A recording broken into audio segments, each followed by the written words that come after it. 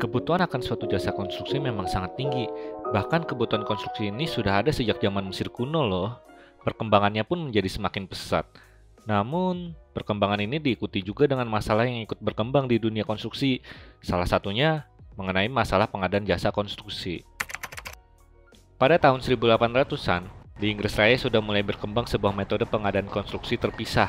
Sistem pengadaan ini merupakan metode pengadaan yang paling tua dan paling sering digunakan hingga saat ini. Ciri utama dari metode ini ialah proses pembagian kerja antara desain dan konstruksi terpisah, serta tahapan yang berurutan dan terpisah-pisah. Maksud dari terpisah itu apa ya? Maksud dari terpisah ini ialah konsultan perencana dan kontraktor bekerja secara terpisah dengan tanggung jawab yang terpisah juga.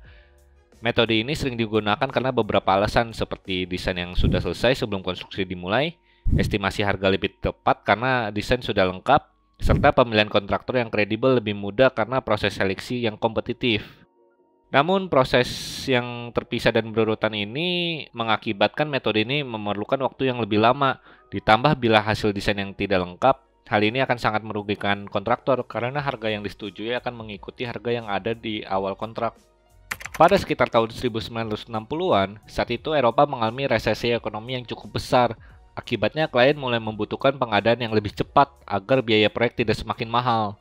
Pada tahun 1962, pada laporan Emerson Report, Emerson mengkritisi kurangnya komunikasi dan relasi antara konsultan dengan kontraktor terhadap klien. Pada akhir 1960-an, mulai lahir beberapa metode pengadaan konstruksi yang baru yang terintegrasi.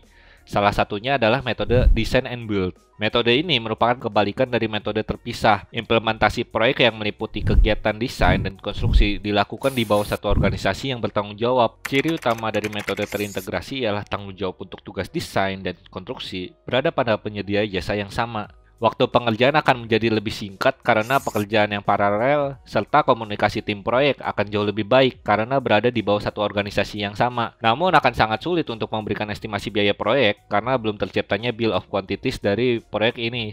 Serta seringkali klien memberikan gambaran proyek yang sangat ambigu, sehingga sering terjadi tidak samanya visi antara para stakeholder. Adapun metode pengadaan konstruksi manajemen, di mana suatu organisasi konsultan ditunjuk oleh klien untuk memanajemen kontraktor dan membagi-bagikan paket pekerjaan dalam proyek klien.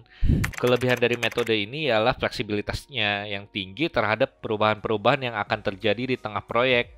Namun kekurangannya ialah manajer konstruksi harus mempunyai kemampuan manajemen dan keuangan yang baik untuk melaksanakan manajemen konstruksi ini.